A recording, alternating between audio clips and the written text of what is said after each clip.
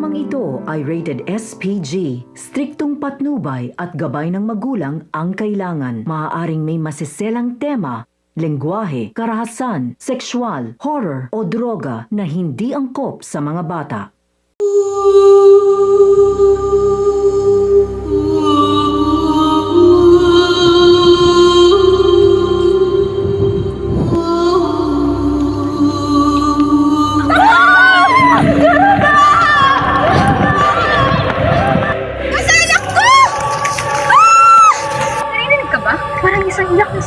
Puntahan nga natin, sige. May bata nga! Kanino kaya anak to? Wawa naman. Pangangalanan ka namin. Bidasari.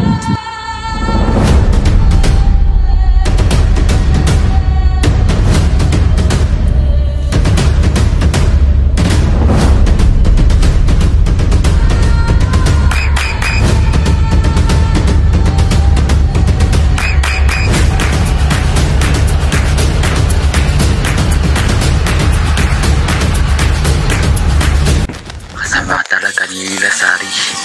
Nararapat lang na siya ay parusahan.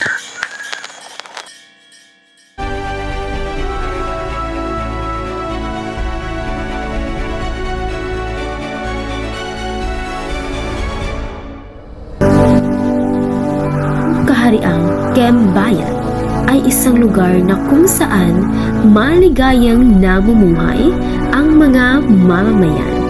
Kanilang masayang ipinagdidiwang ang pagdadalang tao ng sultana.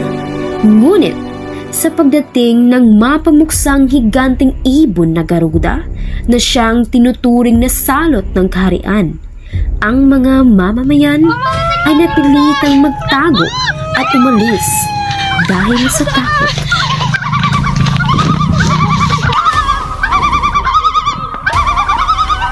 Dahil sa gulo, napahiwalay ang sultan at sultana sa kanilang mga kasama.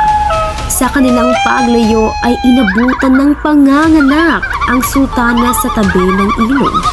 Ngunit ng kanilang sobrang takot sa Garuda, masakit man sa kanilang kalooban, ngunit kinailangan nilang iwan ang kanilang anak sa bangkang nasa tabi ng ilog. Sa araw na rin na iyon, namamasyal sa tabing ilog ang pinakamayaman na mangangalakal sa buong bayan ng Indrapura na si Diyohara at ang kanyang asawa. Narinig ka ba?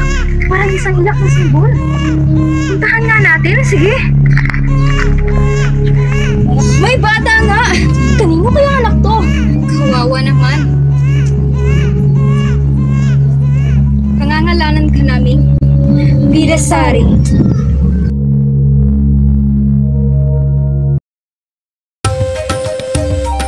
Habang lumalaki si Bidasari, lalong gumaganda. Maligayang maligaya sa piling ng kanyang tinuturing na magulang.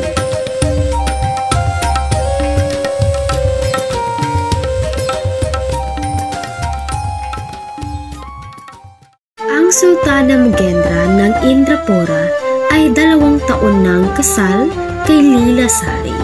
Ngunit natatakot pa rin siya na magbago ang puso ng sultan. Siya ay nangangamba na baka siya ay iwan. Mahal ko! Kung may mas makita kang mas maganda sa akin, makakalimutan mo kaya ako? Kung may maganda pa kisa sa iyo, ngunit ikaw ang pinakamaganda. Kinabukasan, ang sultana ay nagpadala sa lahat ng dako ng mga batyaw upang siyasatin kung meron bang mas maganda sa kaniya. At kanilang natagpuan na mas may higit pa sa kanya, si Bidasari.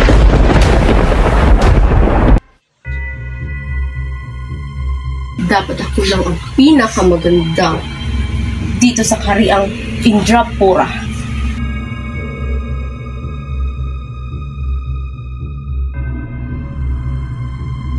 Ano bang dapat kong gawin upang ako lang ang mahalin ni Sultan?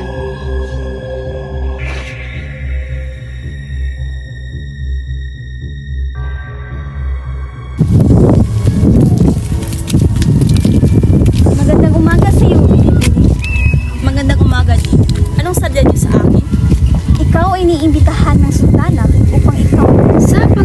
ano ring gagawing dama, kanilang dinala sa palasyo si Bidasari.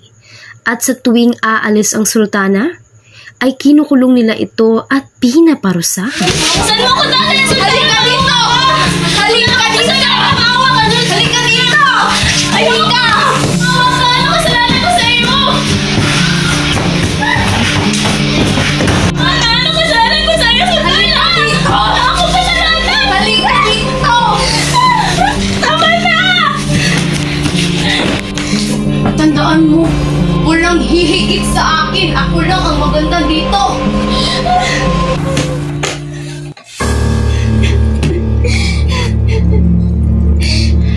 Kung nais mo talaga akong mamatay, kunin mong gintang isda na sa bakuran ng aking ama upang sa ganun ay wala nang hihigit sa iyo.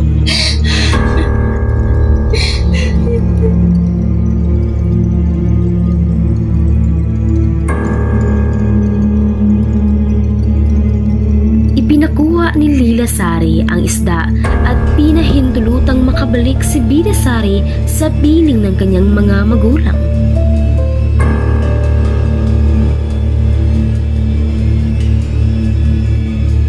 Nangyari ang mga sinabi ni Bidasari sa araw kapag ikinukwentas ng sultana ang isda.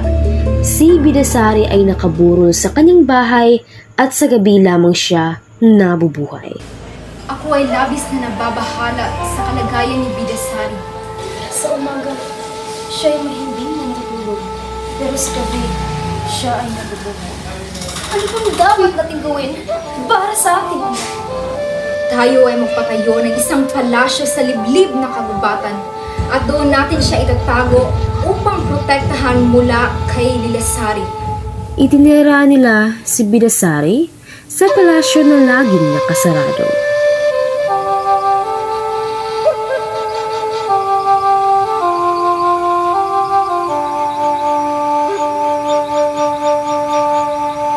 Sang araw, naisipan ng sultan ng mga aso sa gubat. Sa paghahanap niyang ng usa, natagpuan niya ang isang palasyo na saradong sarado. Bakit ayaw mabuksan? Baka may tinatago sila dito. Aking tutupusin.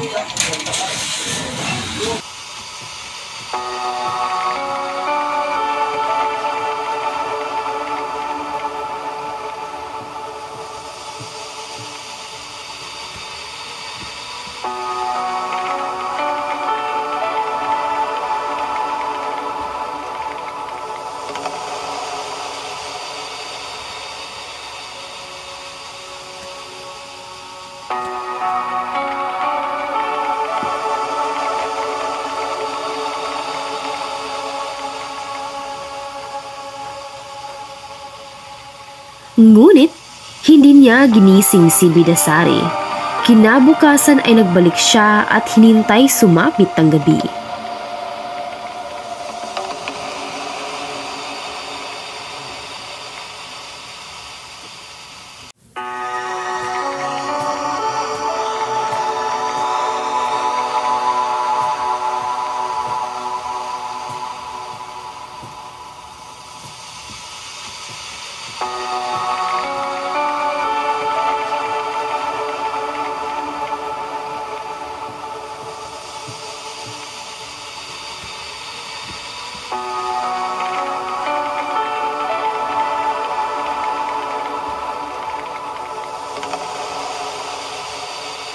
Tana Lilasari, ako ay kanyang ikinulong at ipinarusahan.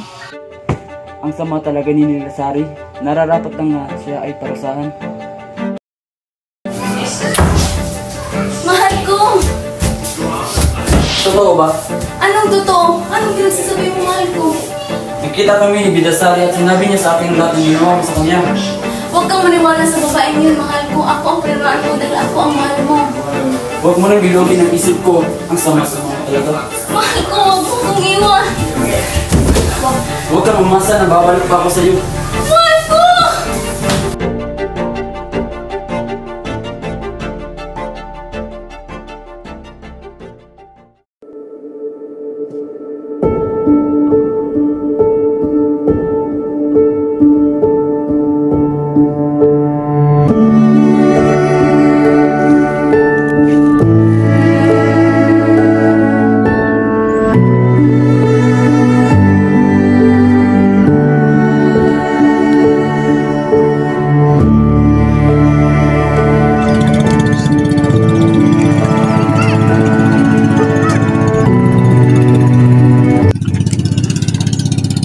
Ikaw na ang bagong upo sa buwan.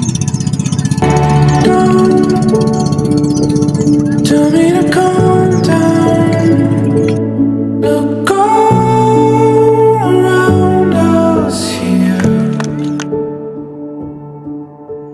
Pagkaraan ng maraming taon, nagbalik ka na sa Kimbayat ang mga mamamayan.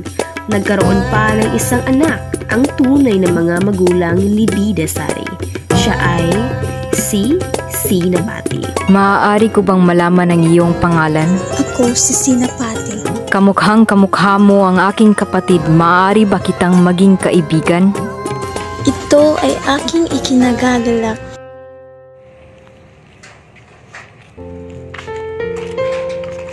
Aking kapatid. At sa wakas tayo ay nakita na rin. Kinagagalaw ko makita ka kapatid. Narito kami at kasama ko ang ating mga magulang upang makita ka.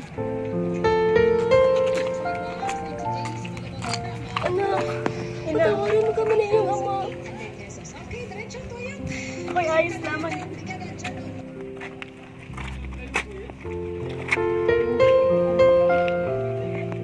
Ama, ina, kapatid, ipinapakilala ko pa sa inyo ang aking asawa. Uy, alagaan mo ako.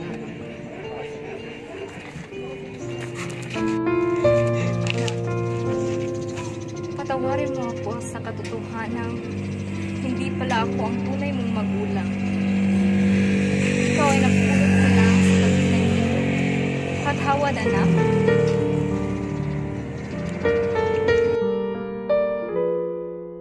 Naging masaya ang lahat sapagkat tunay na prinsesa si Bida Sari. Naiwan si Lila Sari na nag-iisa sa kaniyang palasyo.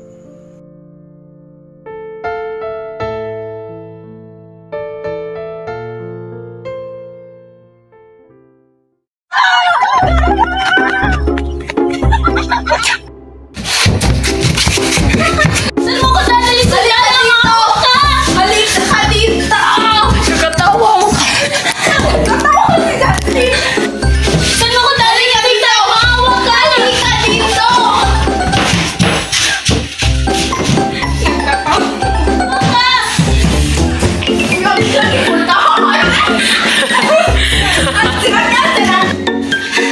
Halika dito! Halika dito! Maawa ka! Tama na! Ano kasalanan mo sa'yo ng sultana?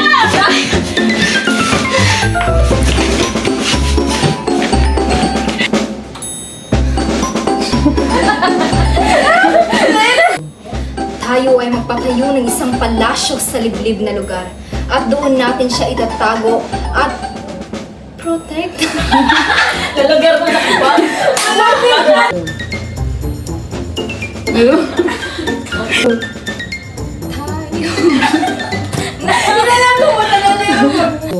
Tayo ay magpatayo ng isang Yes, you belong to me. Mahal mo, kung may mas makita kang mas maganda sa akin, Kung may maganda pa sa iyo, ngunit ikaw ang pinakamaganda.